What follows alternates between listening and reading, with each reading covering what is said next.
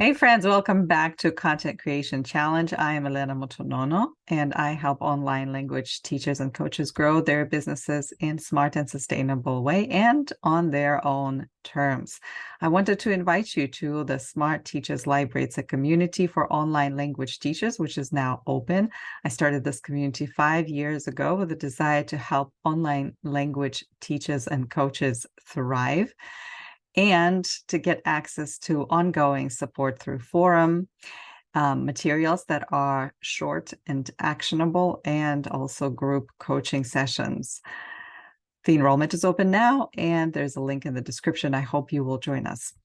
In this video today, I would like to talk about planning your content. You do not show up to record or make a podcast without a plan. And it really helps to take a day or maybe a week where you brainstorm all of your ideas and put them down on paper, so that when you show up to record, like I'm showing up to record, you have several topics ready. I usually have a big list, and as I go through the list, I find certain topics irrelevant or something else comes up, so I add to this list. This is what I call my feel good content plan. But how do you plan it? And sometimes people don't show up and create stuff because they are really caught up in, what do I post? How do I talk about what I want to talk about, and so forth. And so it's really, really important that when you decide to show up to record or write, you already have topics in mind. And as you do more of it, you will see what reactions your topics get, and that will give you clues as to what you can still put out there and how it can be helpful to your audience. So I would like to, go to the page, because it helps me sometimes to visualize what exactly I want to talk about. And I know that it helps many of you to remember better what it is that we want to do. Oops. I have some little doodles here that I'm practicing, but today I am working on how to plan content. And so with planning of the content, one of the most challenging things is to know what it is that you want to communicate. And in the very beginning, you will just rely on your intuition. There is no way around it. You will go back to the wheel that we drew just fairly recently, this one, right? When you're talking about your ideal client, what are important things for you and what are important things you believe for your clients. And then you write about those things as you interact with them yourself. So those will be your topics. But as you keep showing up, you might run out of ideas, or you might feel like you're running out of ideas. And that's something that happens a lot. And then you feel like you've got this whole, big head full of ideas, little scribbles, and you're just overwhelmed. Like these little things, questions, numbers. Maybe you have these things that you hear, like social media updates. I'm going to draw like little Instagram. Maybe you have YouTube, and you have all these thoughts about how to post and what to post and when to post. And after a while, your head explodes, Has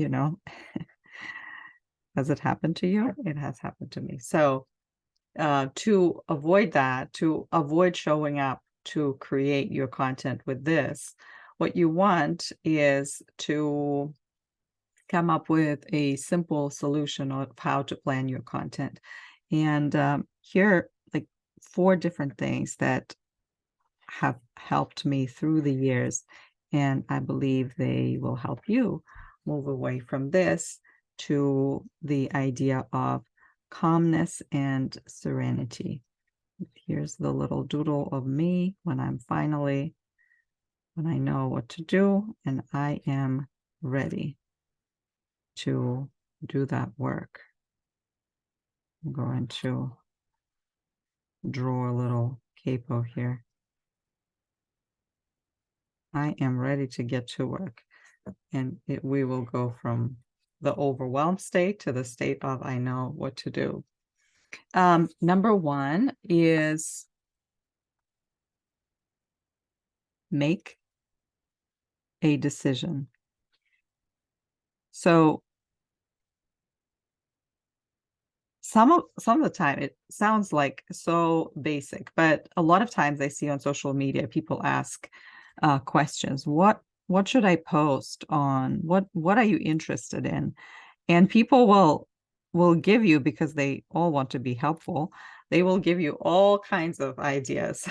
Some of them have something to do with your topic, many of them have nothing to do with your topic. So then you will use their questions or their answers to your questions as an excuse not to post anything, because you say, well, I was thinking I wanted to post this, but my audience wants something else.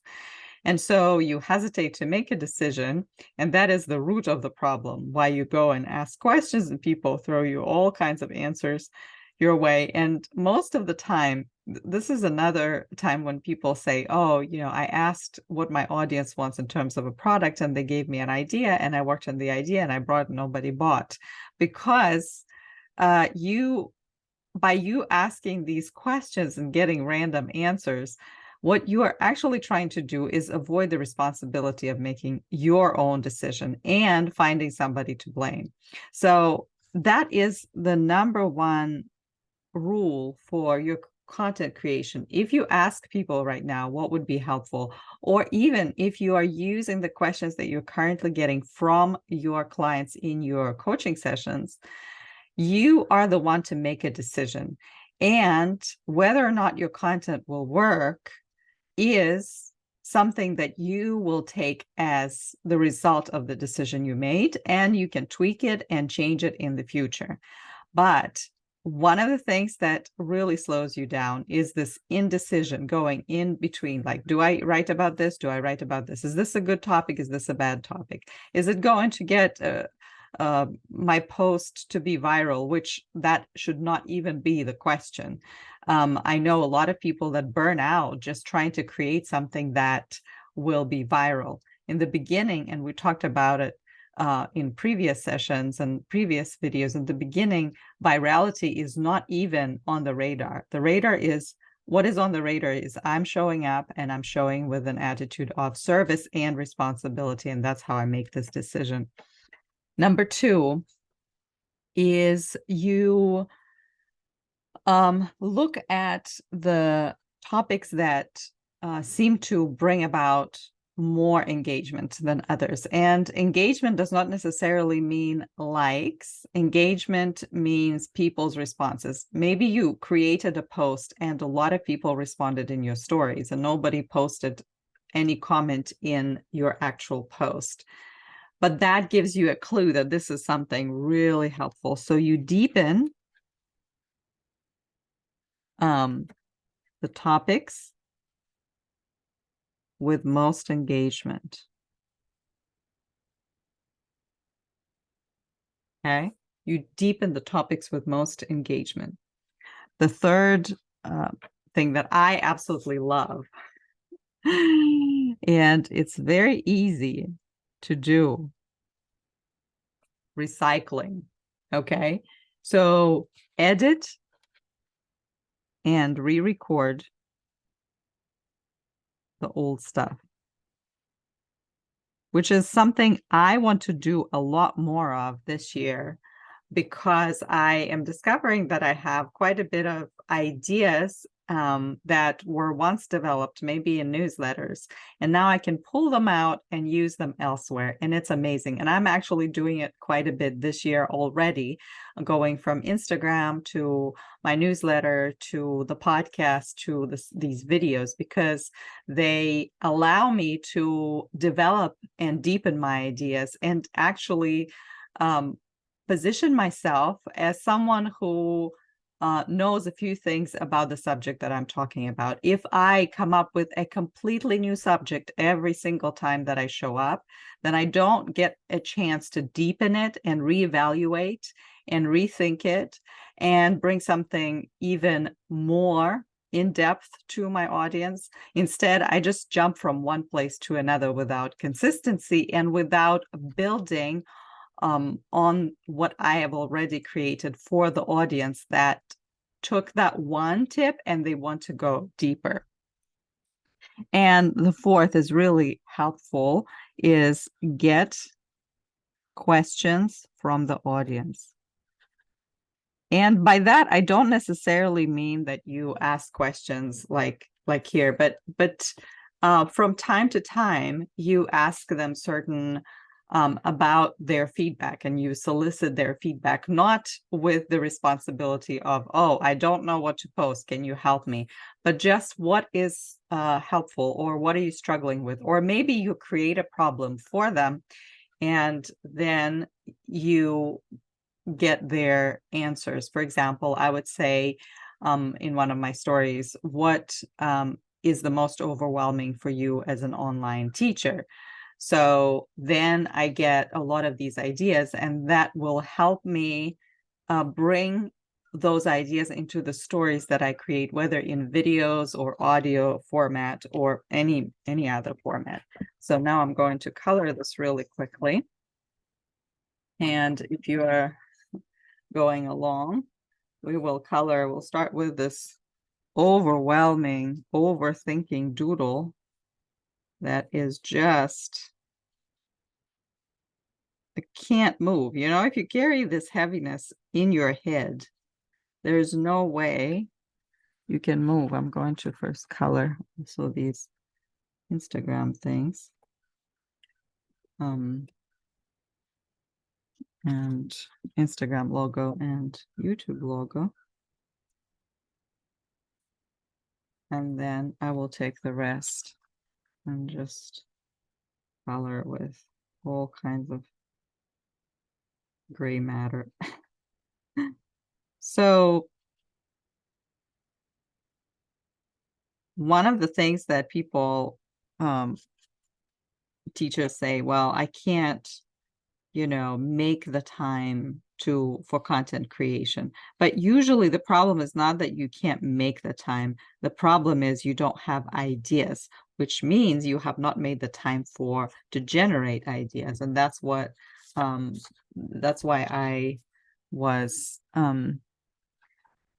suggesting that you find the time in the day. And usually for me, it helps to plan ahead, a week ahead maybe, or a month ahead, like on social or on YouTube, to come up with a list of ideas, and then I can develop them as I get into the filming process or the writing process. I have ideas, and the more you do it, surprisingly, maybe you don't recognize this, but the more you do it, the more you will feel empowered, and the more you will trust yourself that your ideas will come.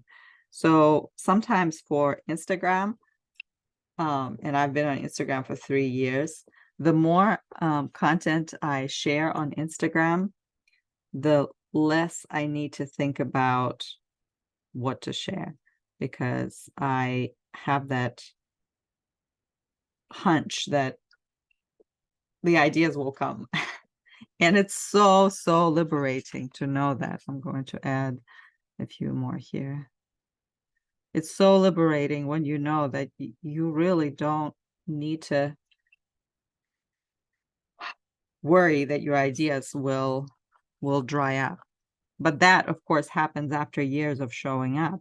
So when you show up, especially in the beginning, you might feel like, I don't know what to write about. And that's when you go to your wheel and generate a couple of ideas, and then you develop them and develop them and develop them.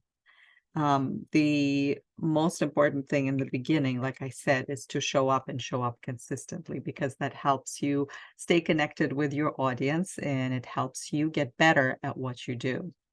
Thank you so much for being here today, for tuning in. I really appreciate your time and attention. If you want to take this work deeper and really have breakthroughs in your own content creation and posting, as well as making your business more profitable and sustainable, I invite you to join our community of smart online language teachers and coaches. The link is in the description, and I'm looking forward to connecting with you and chatting with you on a more regular basis.